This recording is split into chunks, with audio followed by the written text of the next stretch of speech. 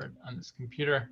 Okay, so hello to everyone watching this at a later time. Sorry, we were just sharing about different practices we had for Shabbat, and what I was saying is that we are, when we move forward, part of being Jewish is about having an awareness of Jewish time. That's huge. And whether we are actually, actively engaging with that Jewish time or just aware that it's there, it still very much has an effect on us, right? So there's this beautiful line. It's one of my favorites, and I quote it often during services by his pen name was Achad Ha'am, which means one of the people.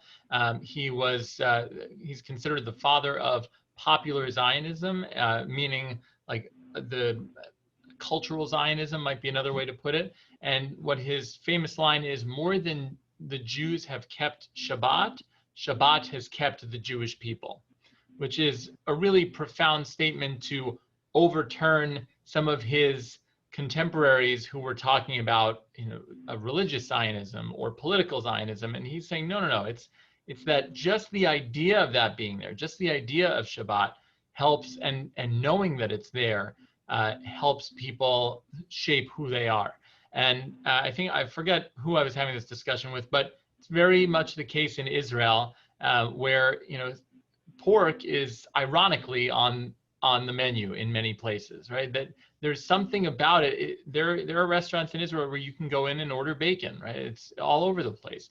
But it is, I would say, my experience of it, and for those of you who may have ever visited Israel, you might know, right? It's just a little bit shocking to see it there because of where you are and what it means. So even if we're not necessarily doing it in a certain way, just an awareness of that, just an awareness of what Jewish tradition is asking of us or demanding of us, right, is enough to shape our identities a little bit. So thank you for sharing, Harrison. And I think it's great, right, that you made that intention, right, and whether or not you were working after that, it's still, right, the intention was there and your awareness of Judaism is there. It's beautiful. Who else wants to share? I'll say that oh, sorry, go ahead, Pearl. That's okay, go ahead, I'll follow you. I will just quickly say that my intention was to limit technology. And so week one, I did a very good job with that. And it was healthier on all fronts. And then week two was much tougher because the election was called and I was kind of like a technology junkie. So it was like a half and half kind of thing, yeah. Yeah. Oh, that's great. Thank you for sharing. And and also it reminds me of one other thing that we'll get into a little bit today and then a lot next week is the power of community, right? And and part of the reminder of what it means to be Jewish is being in touch with other people who are a part of the same project, right? So this process right now is also part of that, of showing up and having people who care about your journey right alongside you and can identify with that journey. That's really special to have that. And the fact that we're able to be pulled together like this, online is, I think, in some ways even more miraculous, since the alternative would be we're all just sitting at home alone. Pearl, go ahead. Well, I don't usually celebrate Shabbat as Shabbat, but I do limit the things that I do. I don't do like work that I consider work. I did reading, but this week I got a million phone calls because everybody was so excited about what had happened with the election. And I was such a junkie, I just couldn't shut off the TV. So I failed at everything because I just couldn't get out of it. So. Yeah, absolutely. I mean, big things, right? We live in a country where not everyone is on the same calendar, right? And that means big things can happen on a Shabbat, right? Big things can happen on a Saturday.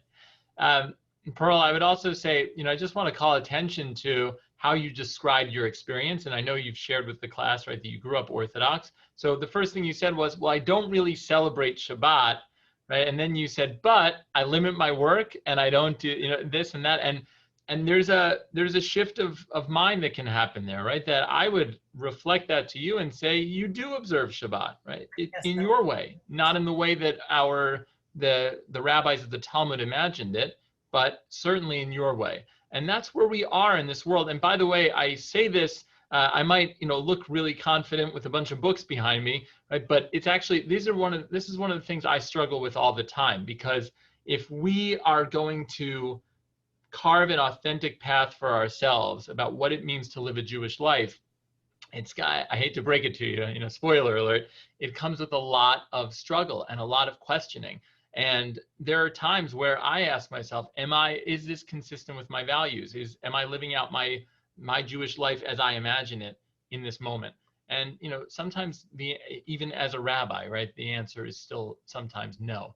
And so I think I can't imagine anyone in the world who would just say, yep, I'm totally okay with exactly everything I do.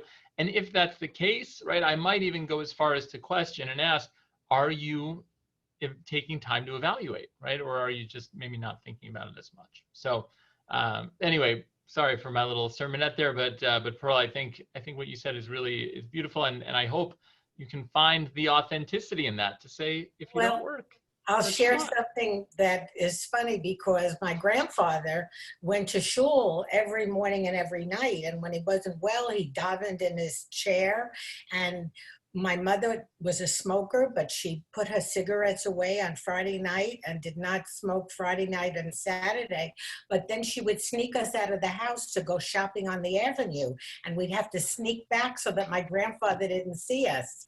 So it's funny how it was just all different kinds of things. Absolutely. And, I think in some communities, right, and there's, some of the things we can take from that, right, is that what your community sees, right, really matters. And sometimes that can be really great, and other times it can be really toxic, right? It all depends. So wonderful. So the last thing that I wanted to add is a little teaser for next week about Shabbat, which we covered Shabbat 2 weeks ago. I just want to finish up that section with the idea of Shabbat services. It is the most common time. So Pearl just shared, right? Her father went to shul every day, and shul is another word for synagogue. Every single day. And Jewish prayer, as we'll learn next week, is very much something that is done in 3 times a day, and is encouraged to be done in a minyan, which is not the yellow guys from Despicable Me, one of my children's favorite movies, but instead a quorum of 10 men or people, depending on what tradition you're in, adult members of the Jewish community.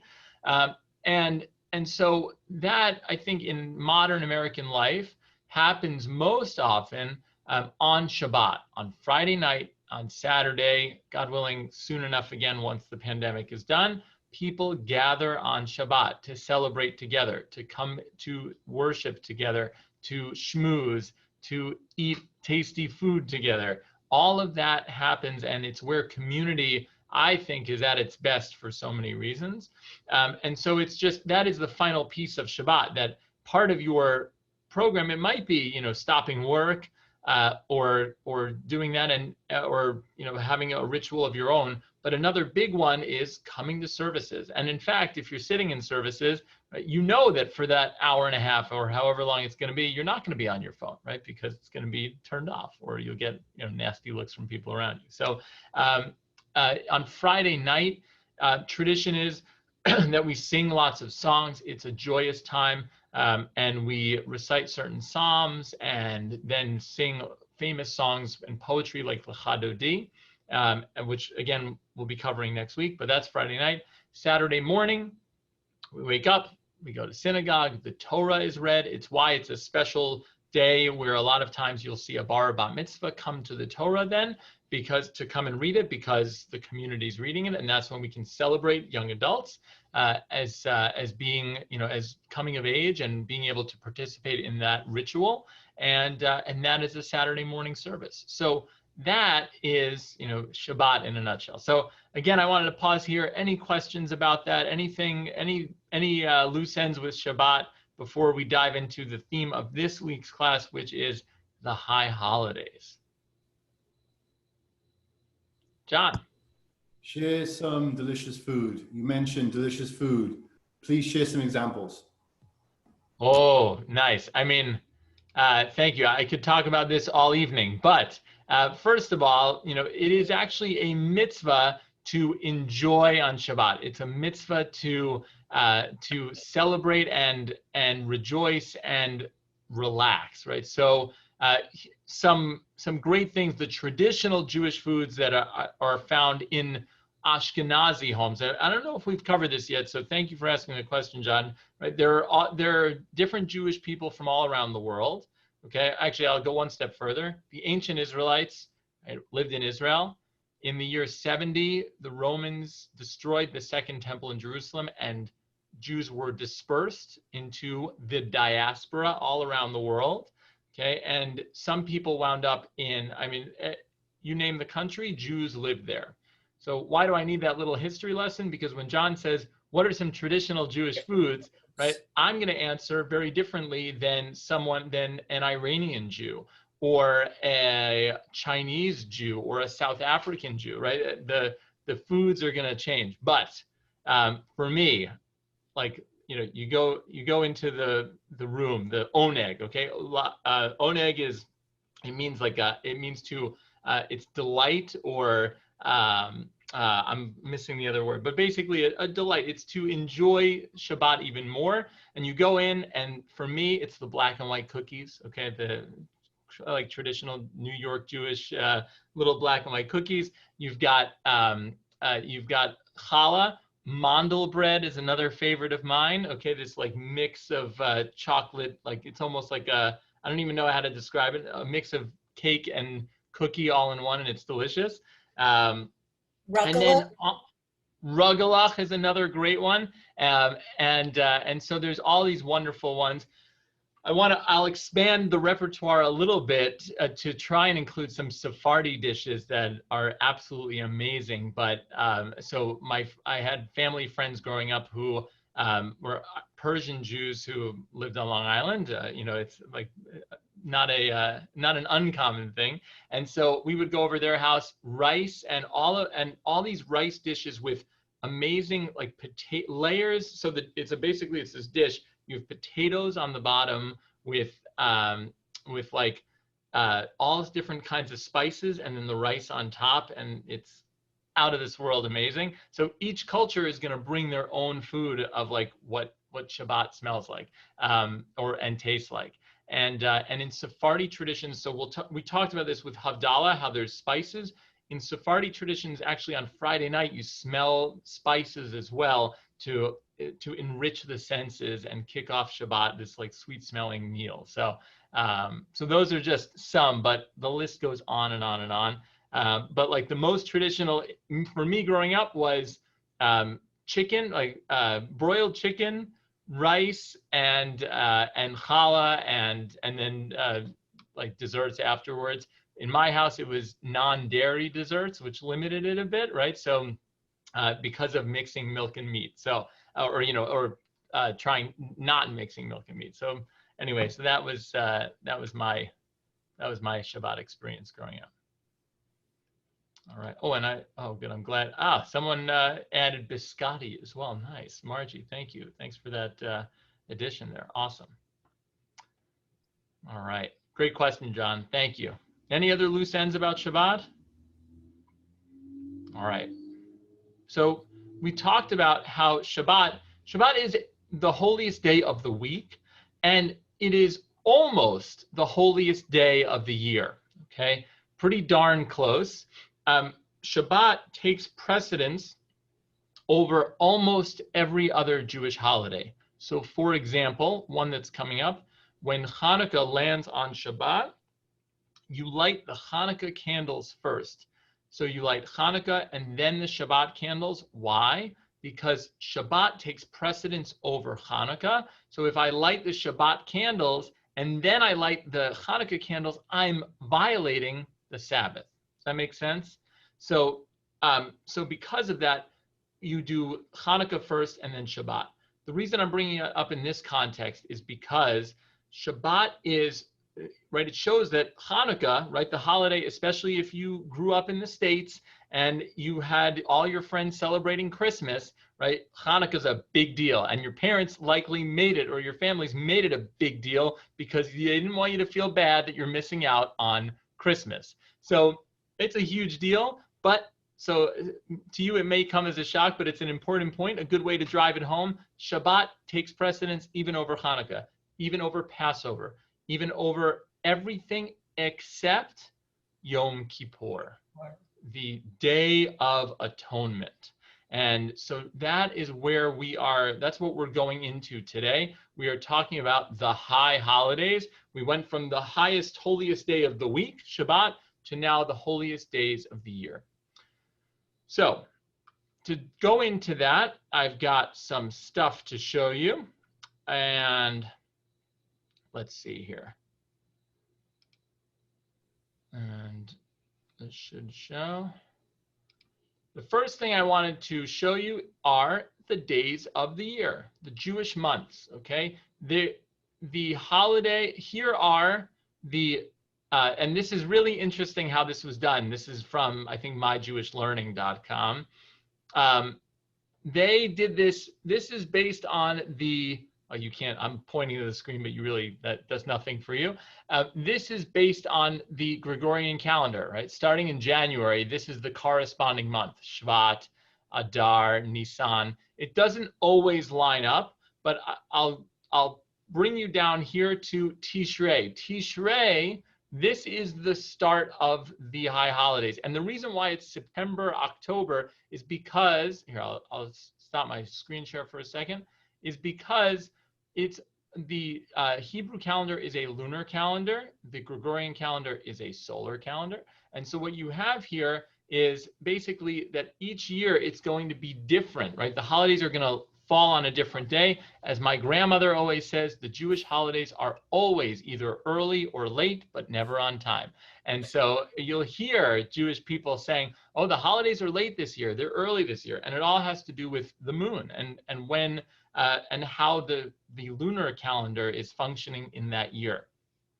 So another famous religion that follows a lunar calendar is Islam. So the Islamic calendar is also lunar, okay, and which makes sense. There's so many similarities between the two religions, but what's remarkably different is that the Muslim calendar does not have leap years or leap, and the way that it is fixed in Judaism is leap months. So the reason why Jews needed the leap years and leap months and not Muslims is because the Jewish calendar is tied and the festivals are tied to agriculture. So you have these festivals that are happening in springtime festivals. Passover is the holiday of the spring. Shavuot is 50 days later at another harvest time. And Shavuot, and Sukkot is a fall festival. Now, without adjusting the calendar from time to time, you get lost, and so actually, in Islam, when you look at when Ramadan is, the month of fasting, right, it actually it does not fall in a certain season. And so I guess depending on, when you start fasting, you could either start, Ramadan can be in the summer when people fast from sunrise to sunset, and they've got a much longer day than when Ramadan is in the winter. Okay, Jews don't have that because we adjust our calendar. So the high holidays always come in the fall. Okay, Tishrei is the first month of the Hebrew calendar, and like any good Jewish explanation, right? There's a but to that. Okay, it's not exactly the case. Why? Because there are different New Years in the Jewish religion. If you look at the Hebrew Bible, the New Year is the month of Nisan, the month when Passover takes place. The first of the year, the New Year, begins when the Jewish people left, or what I should say, when the Israelites left Egypt. That was the New Year. And so what we're going to see in a moment or two when we start looking at our high holidays, the Jewish New Year, you're going to see in the Torah that it says on the 7th month of the year, this is what you should do. So they're biblical festivals, but it was only later on, and hopefully this illustrates again this layer cake of Judaism, right? Of you have the Torah saying one thing, and then you have the rabbis that say another thing, and it goes on and on. But so the Jewish holidays start in the fall. I know I just threw a lot at you. I want to take a moment to let us digest. Have you ask any questions that you want? In this realm of high holidays, what's going on. Also, in a different world, we'd be up on the board kind of writing down like different ideas about what are the high holidays, what do they mean to you. So please also with either questions or also, what are the Jewish high holidays? I'd love to hear from you about what they mean to you and how you've experienced them.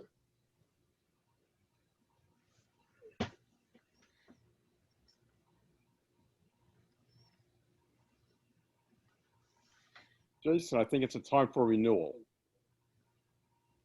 Beautiful. Okay. Yeah.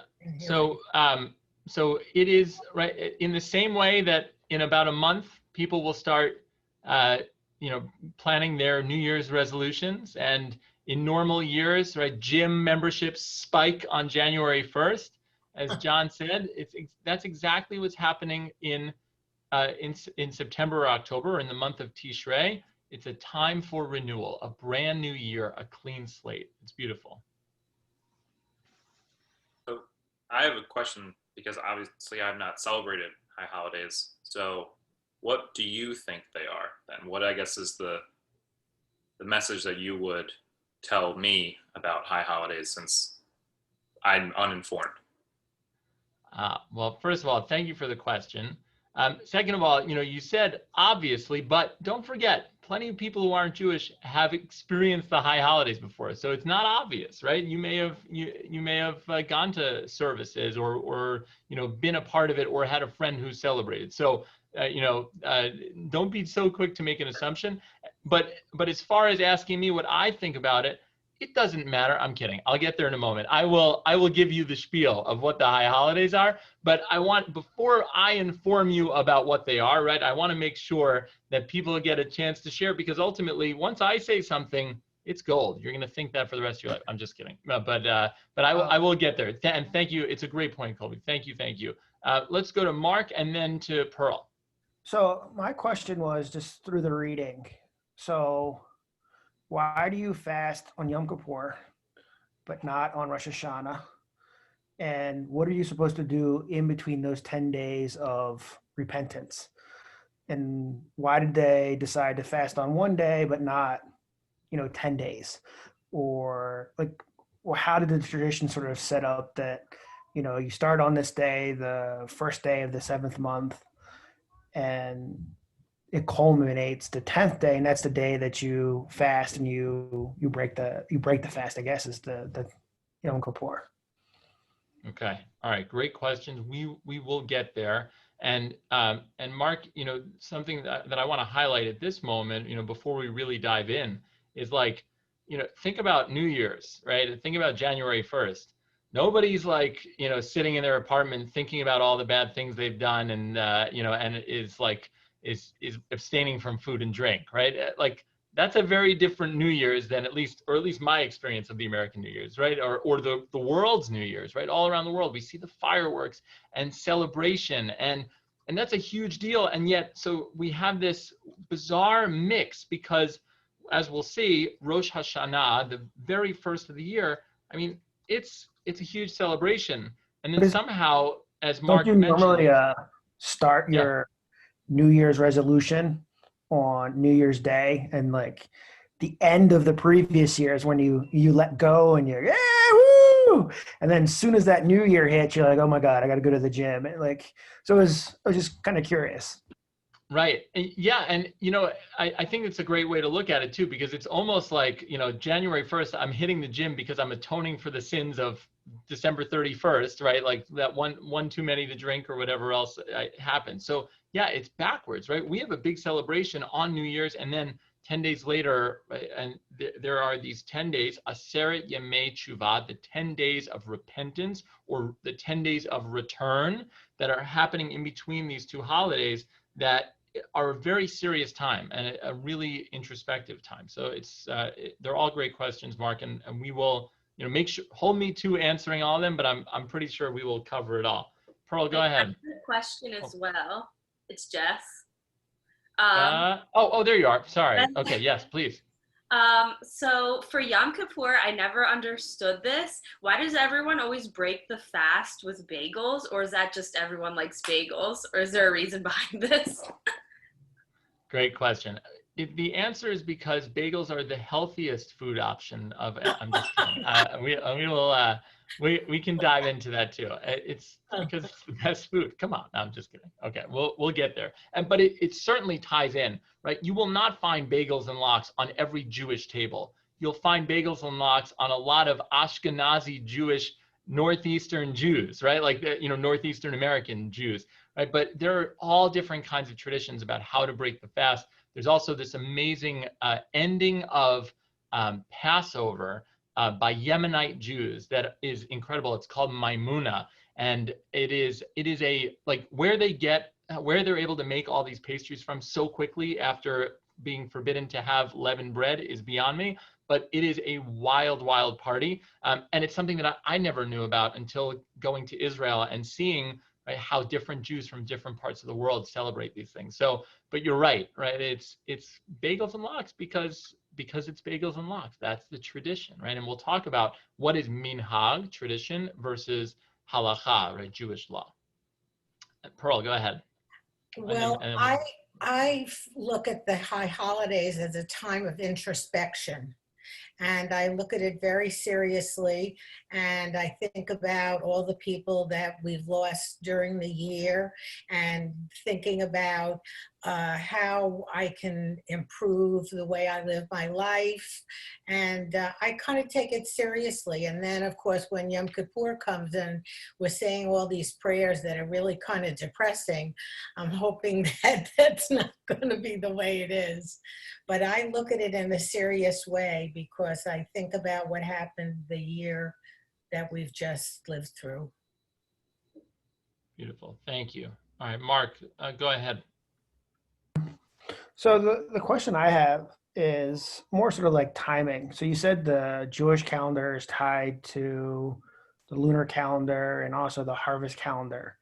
So is the 10 days of repentance, is that like 10 days and then they have to get back to work? And why 10 days out of where, other religions do different lengths of time and fasting? Does that have to do with agriculture and getting back into the field, or is there a reason for the 10 days in either Jewish law, historical sort of text, or is it just, they just pick 10? Beautiful. Okay.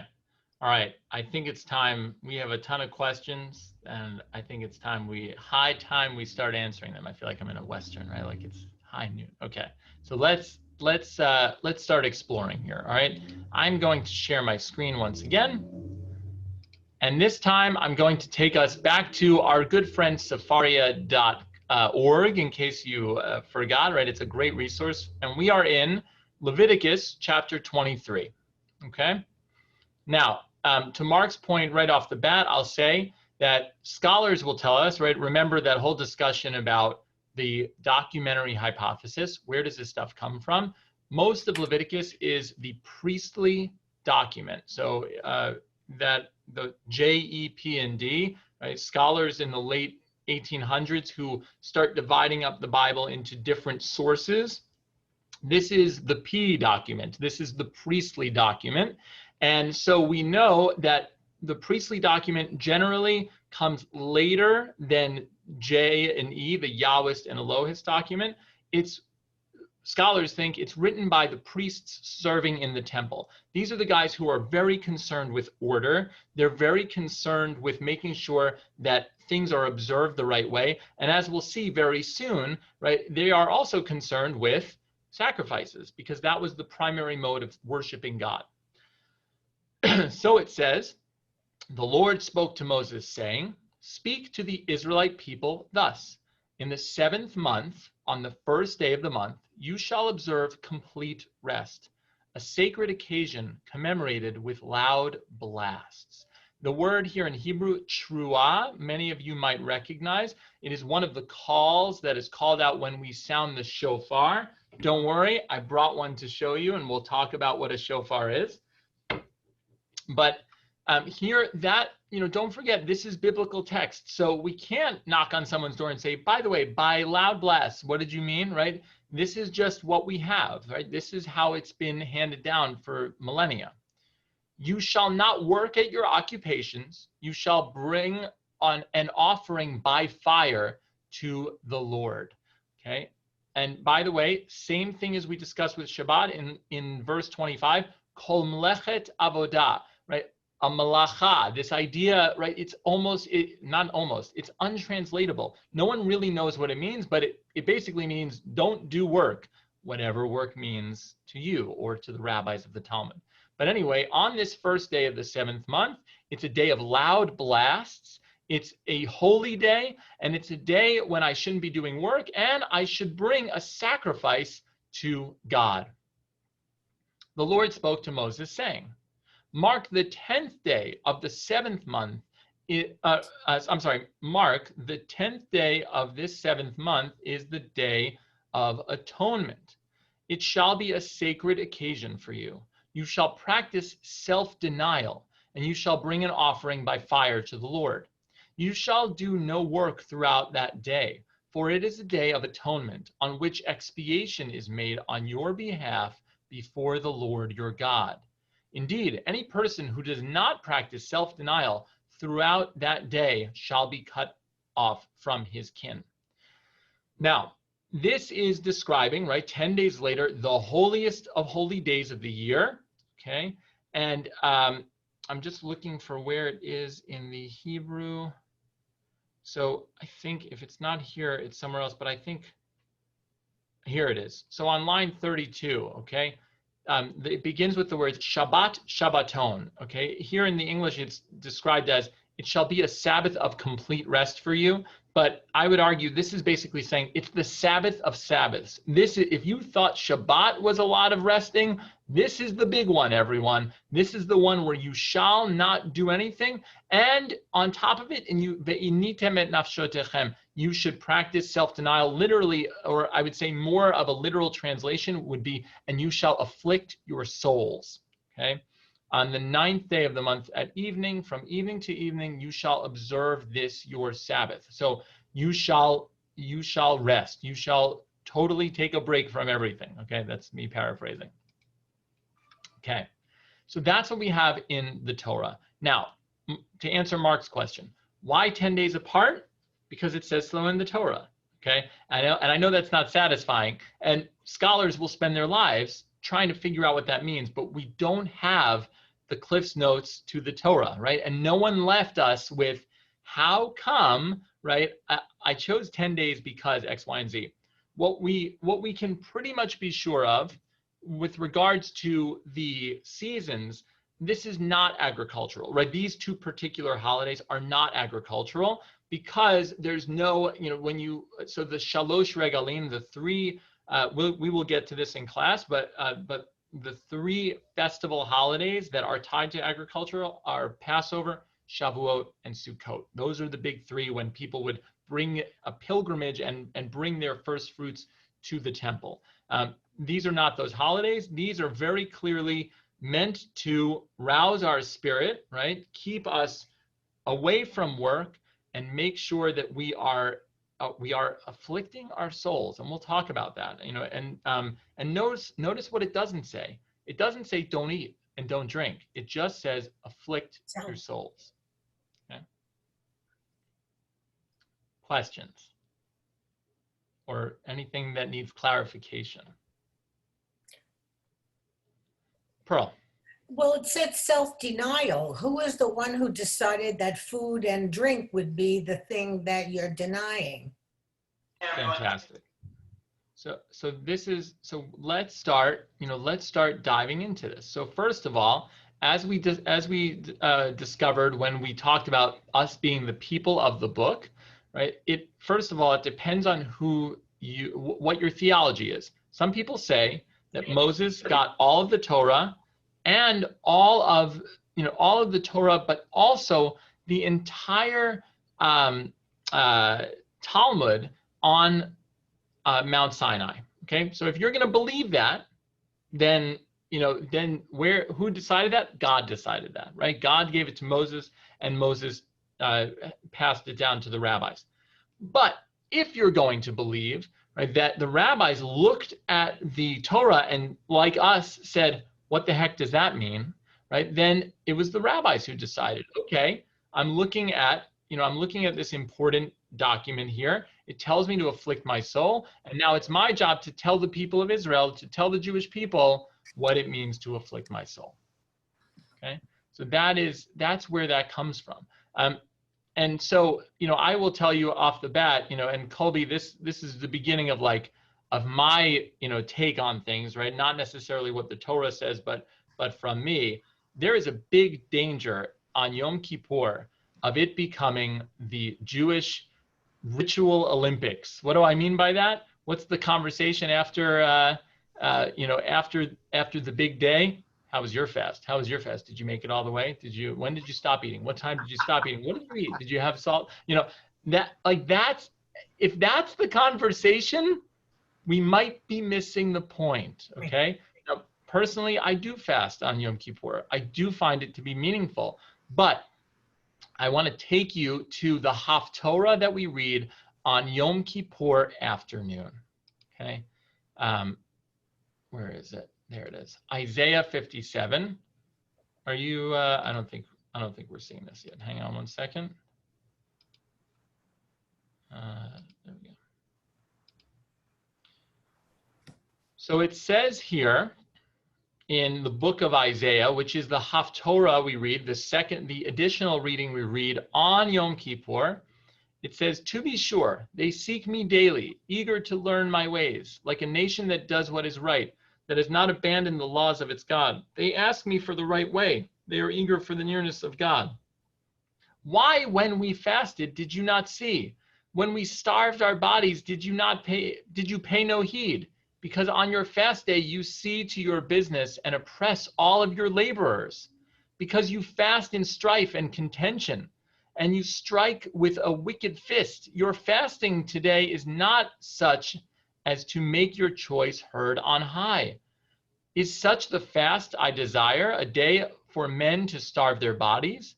Is it bowing the head like a bulrush and lying in sackcloth and ashes? Do you call that a fast, a day when the Lord is favorable? No, this is the fast I desire, to unlock fetters of wickedness and untie the cords of the yoke, to let the oppressed go free, to break off every yoke. It is to share your bread with the hungry and to take the wretched poor into your home. When you see the naked, to clothe him and not to ignore your own kin." Okay. So what's Isaiah saying in a nutshell? I'm sorry, everyone.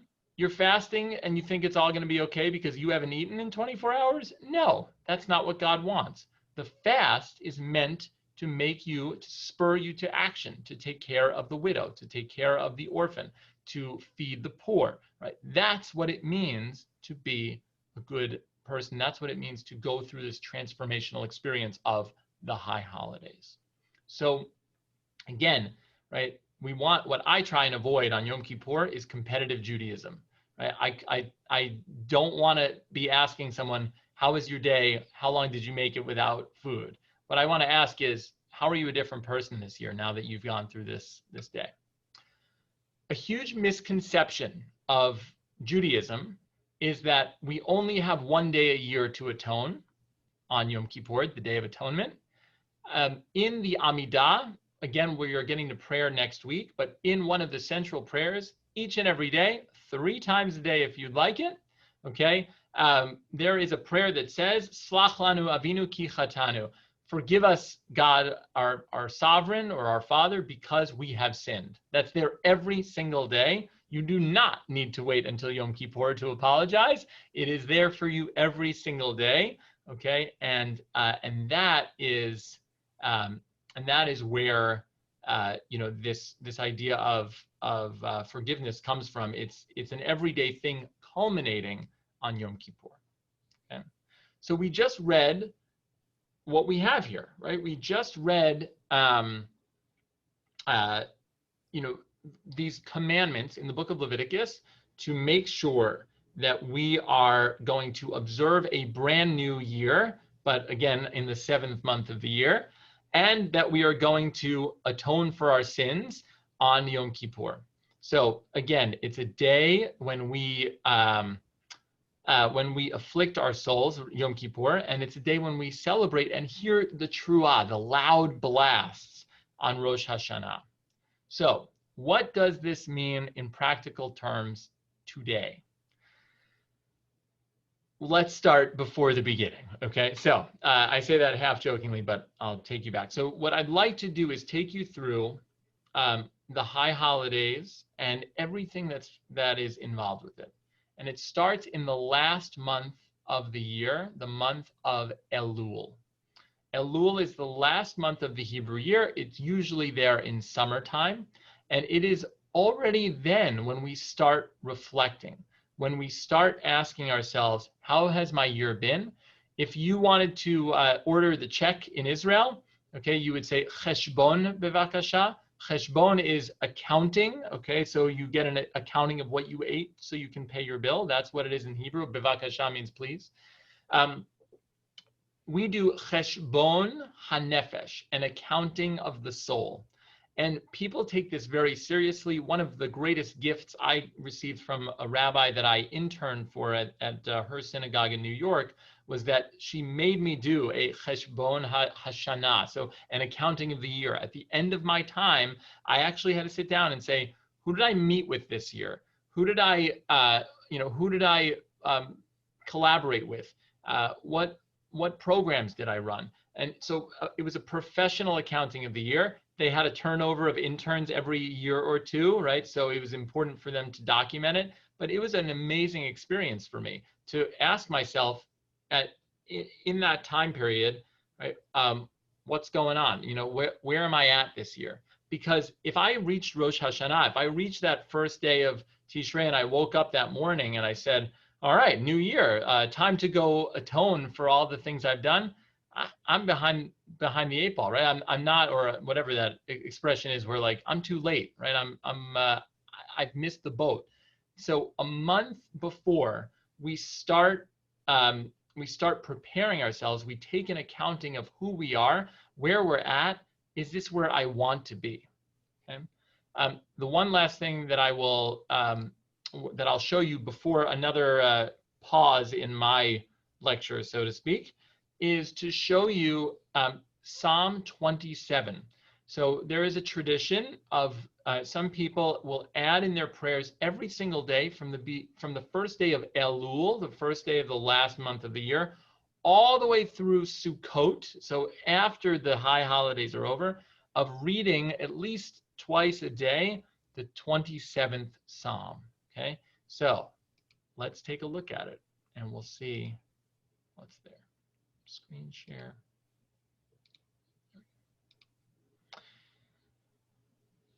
Of David, the Lord is my light and my help. Whom should I fear? The Lord is the stronghold of my life. Whom should I dread? When evil men assail me to devour my flesh, it is they, my foes and my enemies, who stumble and fall. Should an army besiege me, my heart would have no fear. Should war beset me, still would I be confident. One thing I ask of the Lord, only that do I seek, to live in the house of the Lord all the days of my life, to gaze upon the beauty of the Lord, to frequent his temple. He will shelter me in his pavilion on an evil day, grant me the protection of his tent, raise me high upon a rock. Now is my head high over my enemies round about. I sacrifice in his tent with shouts of joy, singing and chanting a hymn to the Lord. Hear, O Lord, when I cry aloud. Have mercy on me, answer me. In your behalf, my heart says, seek my face, O Lord, I seek your face. Do not hide your face from me. Do not thrust aside your servant in anger. You have ever been my help. Do not forsake me. Do not abandon me, O God, my deliverer. Though my father and mother abandon me, the Lord will take me in. Show me your way, O Lord, and lead me on a level path because of my watchful foes. Do not subject me to the will of my foes, or false witness and unjust accusers have appeared against me.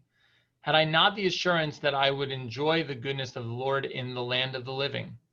Look to the Lord, be strong and of good courage. Oh, look to the Lord. All right, so I'm going to make this a little bit smaller.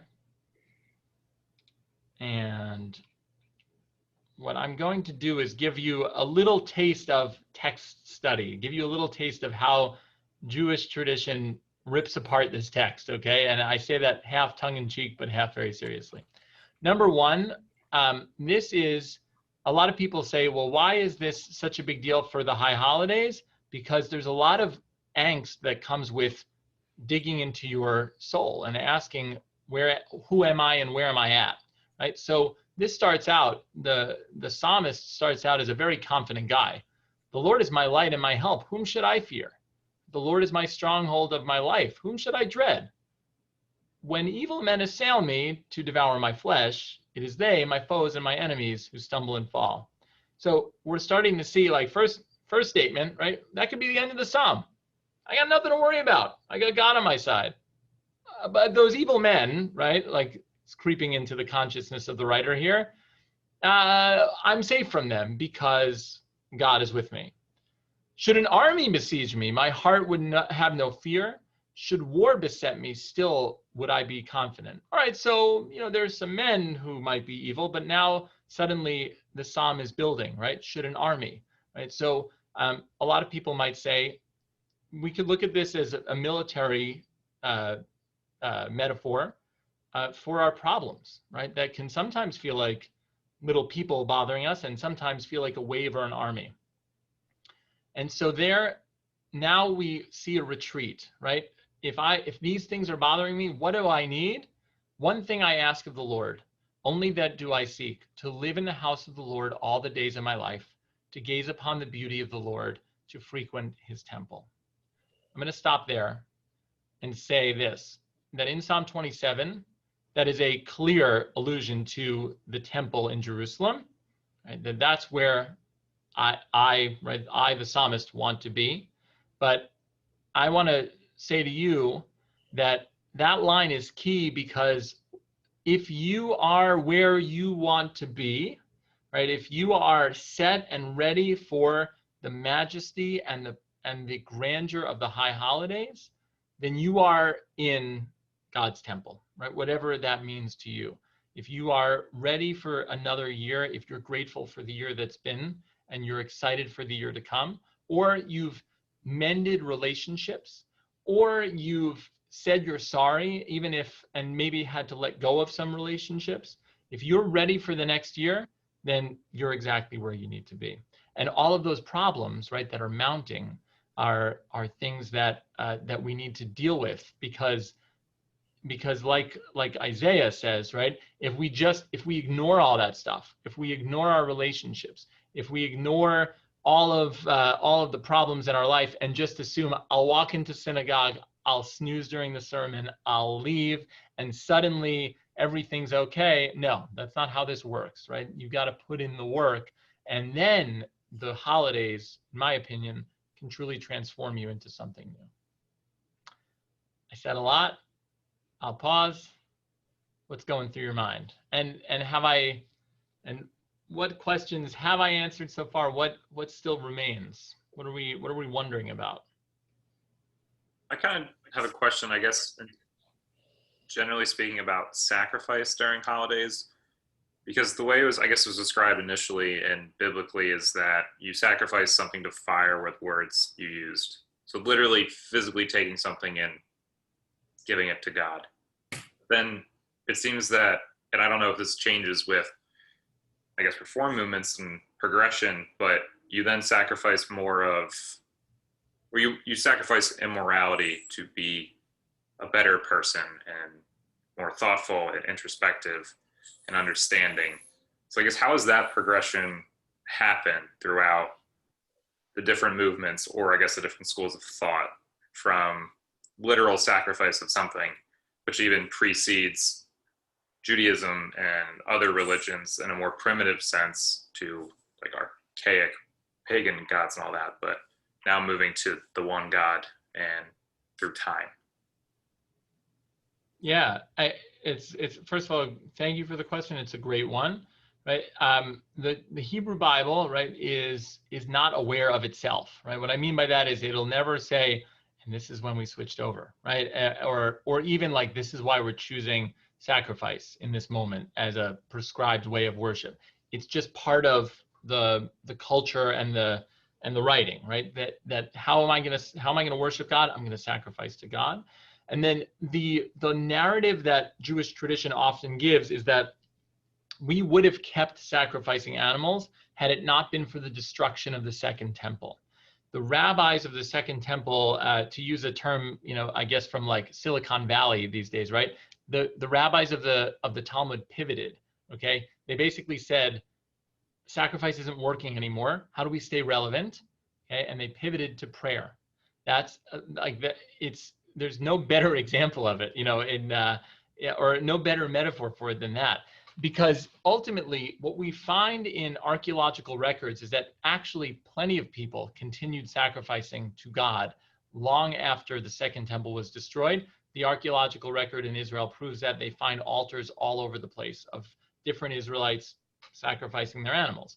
But what we see is a real polemic, a real push toward moving toward prayer, because of this idea that words really matter and that words can affect change in the world. And so that shift to prayer is something that was a slow, gradual push. I would say, now, and it's interesting because yes, Yom Kippur is a holiday, right? But nobody would say Happy Yom Kippur, right? And we'll talk. I'll give you some greetings that we'll talk about in a little bit of what you do say on Yom Kippur. But it's certainly, and this is, I think, another pretty amazing thing about Judaism, right? Not every holiday is good, or I should say, not every holiday is celebratory, right? There's days like Yom Kippur that are truly somber and introspective and meant for us to change, right, in one way or another. So yeah, does that answer your question, Colby? Is that okay? Now, there are people who pray, right, every day, Jewish people who pray for the restoration of the temple, a building of the third temple in Jerusalem, and a return to animal sacrifice. That is very much, it's actually encapsulated in some of the liturgy, some of what some traditional Jews will say every day.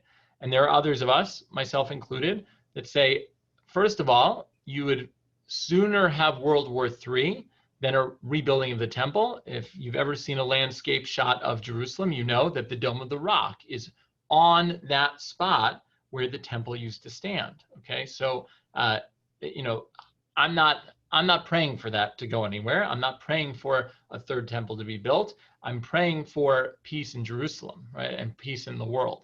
And that is radically different than the way that some people see, the Jewish trajectory of history.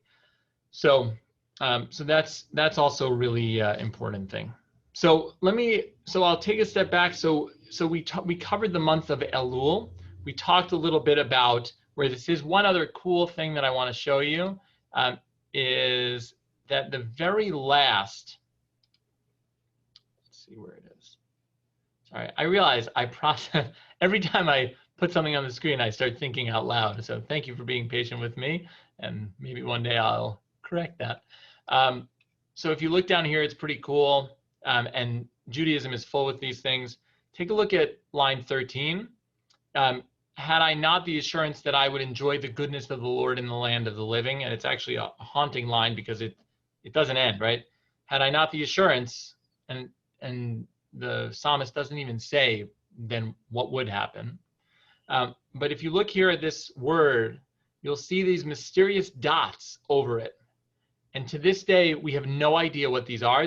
We know where they're from. They're Masoretic So the Masoretes were these, I think we mentioned them when we talked about the Torah. They're the ones who added the vowels to the Hebrew Bible. And they put these dots on here, and because it has been copied for thousands of years, the dots have always remained. Nobody's been willing to change it, but we don't know why they're there. But one guess is that the word lule, which means, had I not, or heaven forbid, I guess you could say, and lule backwards is Elul, which is the month Elul, the last month of the year. So there are some people that pick up on that and say, see, there's this hidden part that shows that we should be reading this in the month of Elul and all the way through.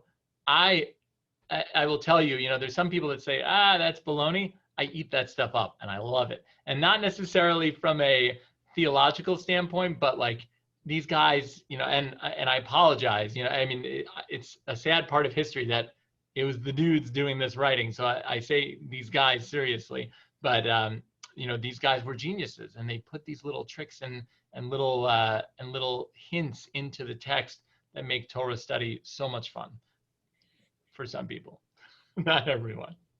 So anyway, that is the Psalm. That is what carries us through the month of Elul. And in the month of Elul, the last Shabbat before the high holidays, you have Slichot.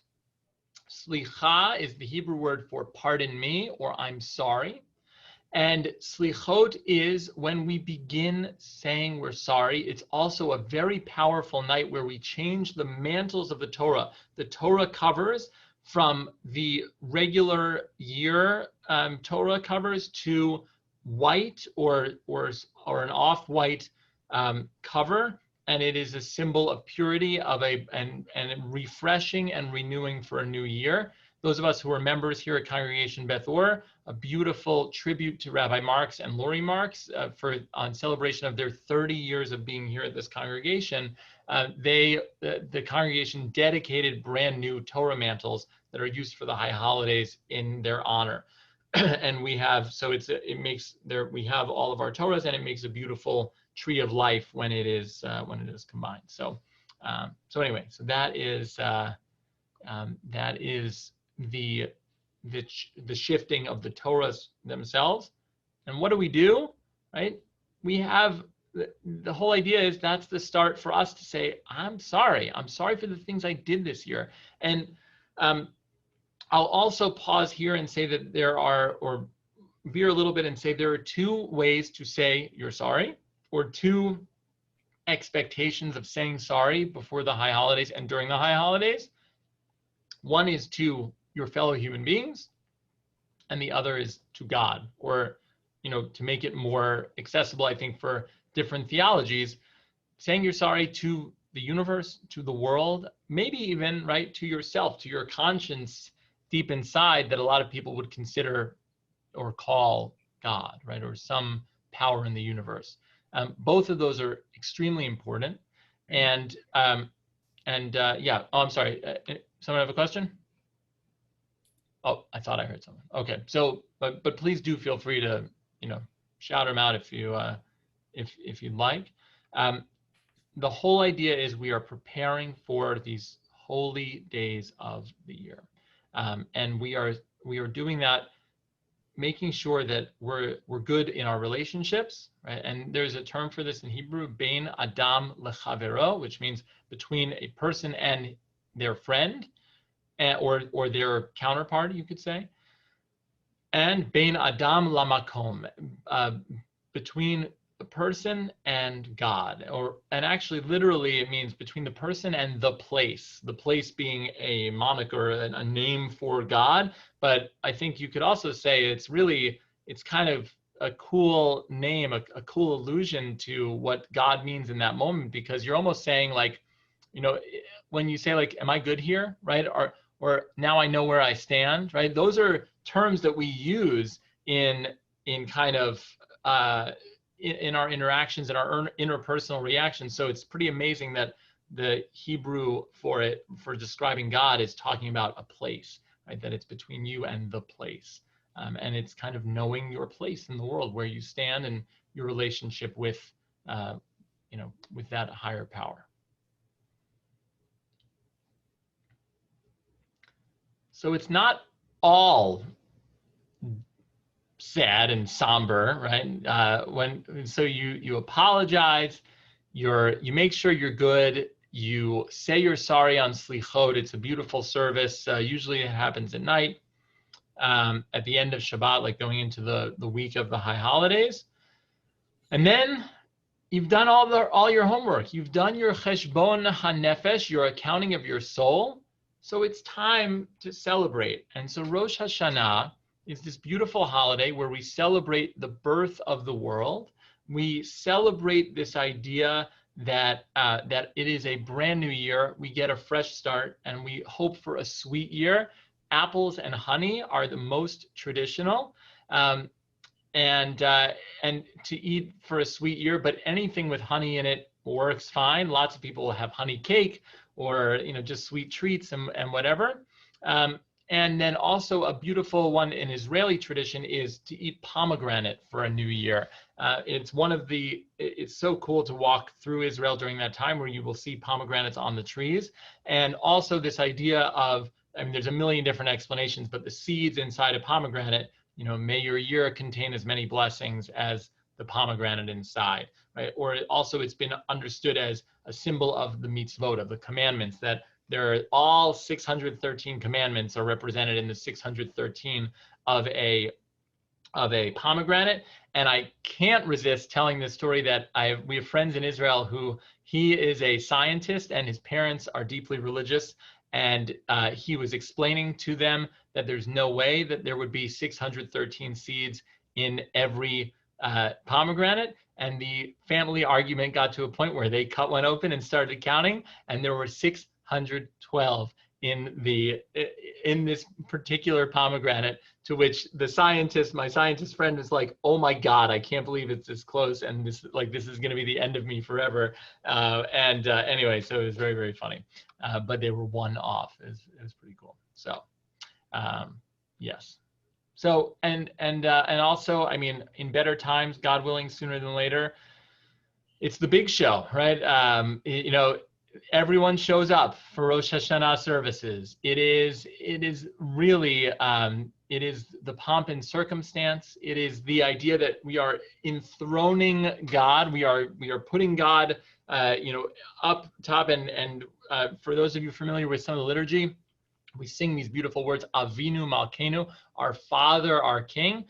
Oftentimes in these days, to take some of the gendering out of it, our sovereign, our ruler. Okay, this idea that God is in charge, and we have been blessed to see a brand new year, and that is worth celebrating.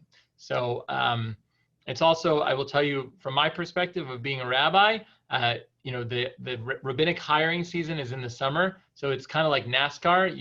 Rabbis basically start at the big show. They start at the Indy 500. The first race of the year, they start with, the big one, and then you live out the rest of the year.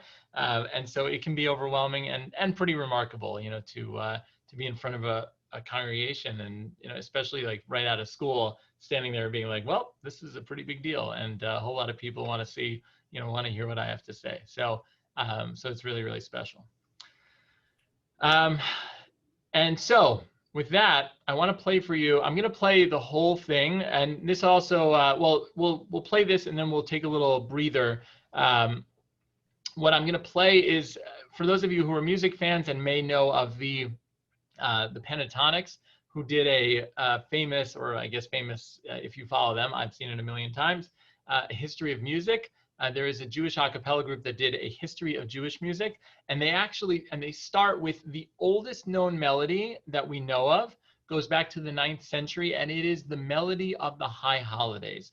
Okay, and this is something amazing. We'll talk about it next week, that there are certain melodies for certain times of the year, and the high holiday one, you'll find out in a minute why I'm not a cantor. Okay, but it goes lie, lie, lie, lie, lie, lie, lie, lie. Okay, and that melody resonates, and to me, anytime I hear that, right, I well up with like, wow, it's here. The holidays are here. And it's the oldest known melody, or I don't know if I'm calling it the right thing, but tune, melody. In Hebrew, it's nusach, that we have in history, in Jewish history. So I'll play that for you, and then you can enjoy the journey to today. Okay, so oh, and please, if someone could just comment if you can hear this, okay, and if you can't, obviously we will just move on, and I'll tell you to listen to it another time.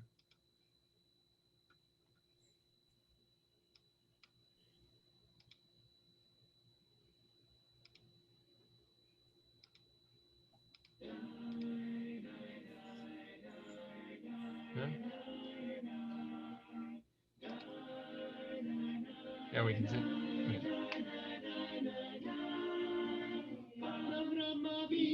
Padre querido, Padre bendito, luz de Israel, amaos por Yeshua a ti, lejana el Shabbat, Nachamon, Nachamon, comenzare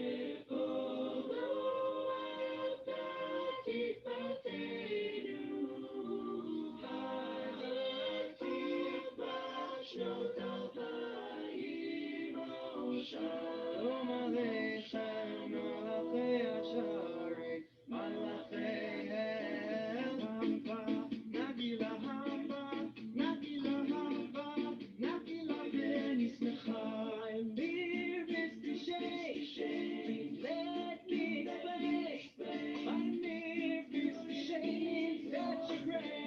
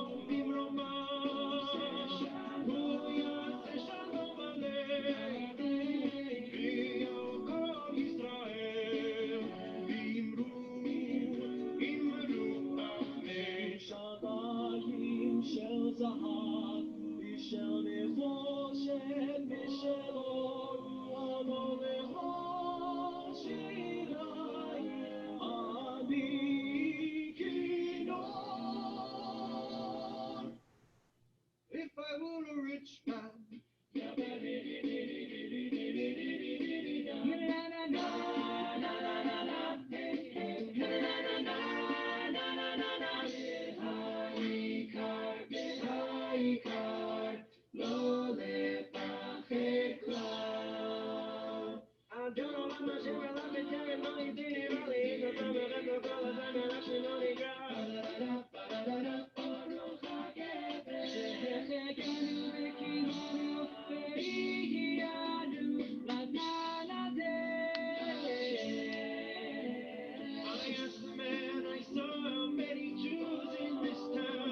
won't you stay with us for Shabbos ben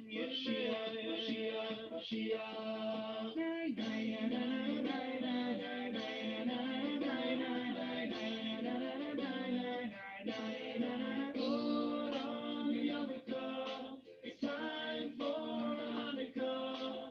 Oh, Yavu Shalom Aleinu. Oh, Yavu Shalom Aleinu. Oh, Yavu Shalom Aleinu. Be'akulam. Yotzim Mitzara. Yachad Levele Yiftach B'nireh. Cha'or Shabbat Shamayim. Anachnu B'minim B'nei Maminim. V'im lanu al mileh Yishoel.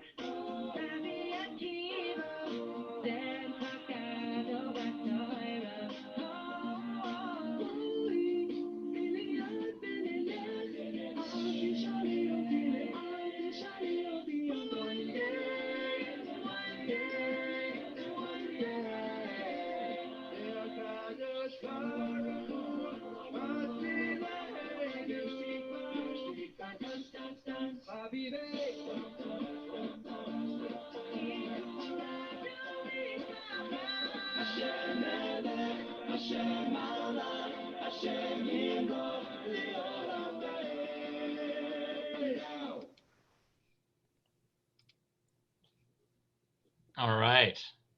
So that is a trip down memory lane for some of you, maybe for a lot of you also an introduction to Jewish music. I want to highlight a few things from that, and I intentionally used it. Number one, as I highlighted right before, that we started with that famous melody that introduces the high holidays are here. And ultimately, this has been my experience of high holidays always. You walk in and you feel like it's always been exactly like this since Moses showed up at Mount Sinai, right? That like these are the prayers that we have used always. And if for those of you who are familiar with Jewish tradition and with the sounds of Judaism, right? When you hear, or at least I will speak for myself, when I hear Oseh Shalom Bimromav Hu Yaseh Shalom Aleinu, right? I always think, well, that's been sung like that since, Abraham was discovered God, right? But no, actually, we saw it's from the 1960s, right? That's brand new in the scheme of Jewish history. And then if anyone has ever celebrated Havdalah, right? Written in the 1990s by Debbie Friedman, a great contributor to Jewish music. It's brand new, and yet your experience of Judaism, your experience is going to make the high holidays what it is. And I say this to you because it's still a year away, but as you go into perhaps a synagogue for the very first time for high holidays, right, that's going to be yours. It's going to be your experience of what it means to start a new year. And so don't worry if everyone else has been there longer than you, because ultimately we've all had to come to this for the first time in one way or another. And it's very much, I think, an opportunity and not something that you're missing out on. So, by not having been there before. So those are my 2 cents on that. Okay, there's so much to cover. Questions, comments, and then we'll keep going.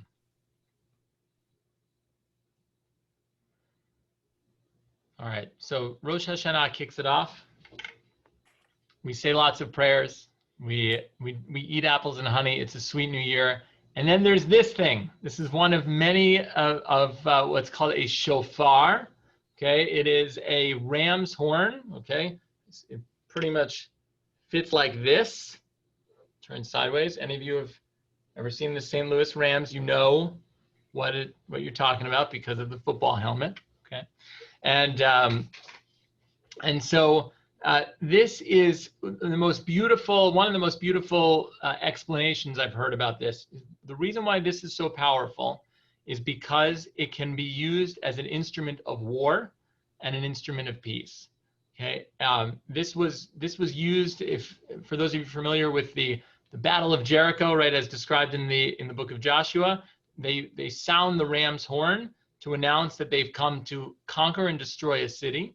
Right? And it's used as a way of saying Shana Tova, may it be a good year. Right? This same explanation can be used with a drum. Right? A drum can be used in a drum circle to evoke spirituality, and it can be the drumbeat of war. Right? And the question becomes, how will you choose to hear it this year? How will you choose to hear the ram's horn? Will it be a year of peace, or will it be a year of war? And you can mean that literally. It can be what's happening in your soul. Will it be a year of struggle or a year of peace? And we acknowledge that when we hear it, and when it's almost like an alarm clock for our soul, to try our best to take it in and make the choice of choosing a path of peace for ourselves and for ourselves and for the world. So there's all different calls of the shofar. Many of you have, I'm sure, heard it. And the big one, again, a little bit of competitive Judaism. This one I'm all for, right? The Tekiah Gedolah, the great sounding shofar that closes it out. And I, for one, am always there with a watch to make sure that to see if there's any records being set for how long a shofar is sounded. So, this is the call. This is the alarm clock to say the holidays are beginning. The 10 days in between, right? It's a time to reflect. It's a time to think. It's a time to maybe adopt new practices that year that Judaism offers. And then ultimately the culminating moment, Yom Kippur, Kol Nidre. We start out in the evening. We have a dinner, okay, that is, and generally a big one for those who are going to be fasting. It then goes into Kol Nidre. It is a short service, and it is one of the most powerful and haunting services there is. It is an acknowledgement of the fact that it is also its judgment day. The idea is that we are being judged by God, that on Rosh Hashanah, the book of life is opened, okay, and on Yom Kippur, it is sealed for those who will live the year. Okay, that's the metaphor that is there. Some people believe that very literally. The other idea of it for me is, am I going to be written into a book of life? Meaning, am I going to own, right, my life this year? Am I going to write my own story this year? What am I going to put in my book of life? And it can be really powerful. And then how will that life be judged? How will that year be judged? And that is what we're asking ourselves on Yom Kippur. Because of that, Kol Nidre is actually a pretty controversial prayer. It's a prayer, and you can, by the way, you can YouTube this. There's a million renditions of Kol Nidre, and it is actually it is the source of a lot of anti-Semitic comments to the Jews. Okay, because it's there. It's an Aramaic prayer that we convene a court on earth and a court above, and we ask for all of our vows to be broken. Okay. Now, it says very clearly in the Talmud, right, that if you're someone who's hoping that it's your wedding vows that are broken, or your vow is in business, right, then you're doing it all wrong. And they even say in that language, you have no place in the world to come. You have no place in Olam Haba in Hebrew, right? Because who would do that? What kind of person would do that? But the purpose of it was, God forbid I made an oath or I made a promise to someone that I haven't kept, I'm released of that, right? At least in the eyes of God for Judgment Day. And so there have been rationalist rabbis, most famously Rabbi Mordechai Kaplan, who one year in 1946 took that prayer out of Yom Kippur services and replaced it with another psalm. And his board came to him after and said, that was a lovely idea, Rabbi, to go towards a more rationalist idea. But if it's not back by next year, you're going to be looking for a new job. Okay. And this is, I mean, Kaplan was a big thinker, a PhD from Columbia, and a graduate of the Jewish Theological Seminary, a big rabbi of his time. But basically what the people were saying is, sometimes, right, prayer is about what's up here, but sometimes those words can be whatever they are. But if they're touching us here, right, then they're important and they need to be there. And so Kol Nidre to this day has stuck. And it is, we go every year and we say the vows that I've made that I couldn't have kept, or the ones that were broken for reasons beyond my control, I'm absolved of those and I can start a new year.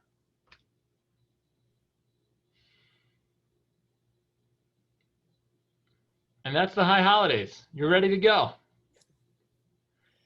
There's so much more. It's, we could spend a year talking about how to observe the high holidays. So my hope is, we've got a lot of time. Okay, we just finished the high holidays. It's November. Thank God we just finished the high holidays. This is also important. It's known as, I call it Rabbi busy season, right? It's when it's the big show for us. And so a lot goes into it. And actually the month after, another calendar thing, the month of Cheshvan is the only month on the Hebrew calendar where there are no holidays except Shabbat. And so it is actually, for that reason, it is called Mar Cheshvan, which means the bitter Cheshvan, because so many so many people say like, oh, it's bitter because there's no holidays here. But there are now T-shirts that have been made that say, Rabbi's heart Cheshvan, right? They're like Rabbi's love it because we get some time to relax. Okay, so we've only got a few minutes left. I'm really I'm curious to hear what questions you have. What can I answer for you? What didn't we cover that you were hoping I would? What do you got, Sean? You were talking about the evolution of music, and I feel like from the little I remember when I went to Hebrew school, and then you go to different synagogues and tunes are different or things are done differently. And I feel like it prevents Judaism from kind of nurturing a community, that you can't just pick up and go to any synagogue and know the tune that they're going to sing. And I'm curious what your thoughts are on that. That's a great question. So my favorite story to tell about this is I was the rabbinic intern at the University of Delaware, Hillel.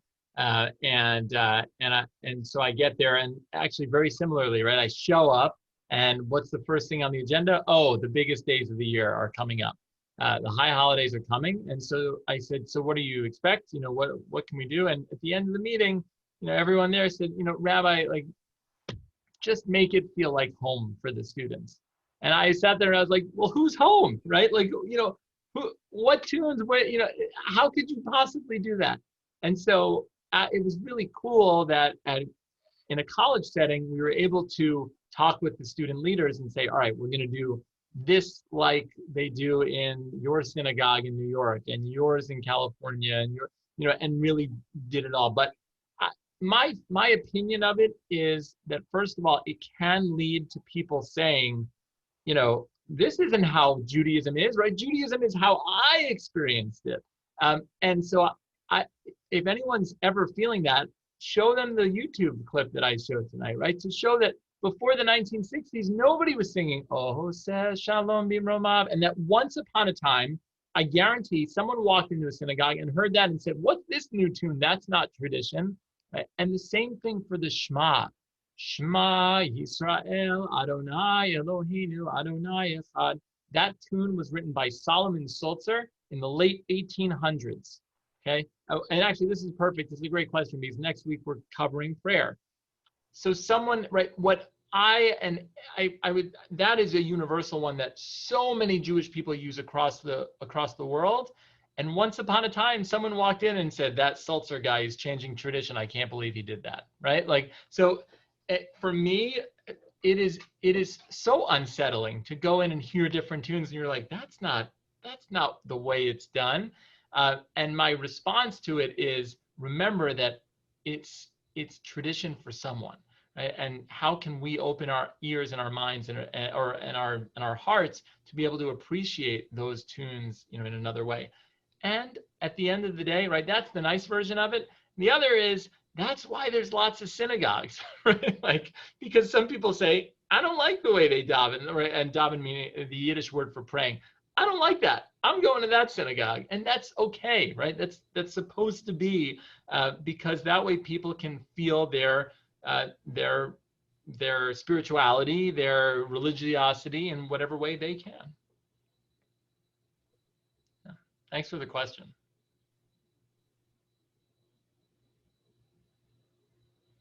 Can you blow the horn? All right, let me see. Yes, the shofar. Yes, let me see if I don't want to scare Canada Green. Let me hang on one second. Okay, he's gone. He's done with his meeting. So I'm no pro. I'm self-taught, but I'll give you a sound. I'll back up a little bit. So and actually, there's even a prayer for this. We can say, I'll introduce a new Hebrew prayer. Baruch atah Adonai Eloheinu melech haolam. Asher kitshanu b'mitzvotav v'tzivanu lishmoa kol shofar, which means, praise to you, Adonai, our God, ruler of the universe, who has commanded us to hear the sound of the shofar. I will warn you, it'll get a little loud, so anybody that wants to turn your volume down, okay, you are more than welcome to. And I will sound a few notes, a little ditty of the shofar here. And it's customary to stand, even though it's just for education purposes, but I will anyway. Okay.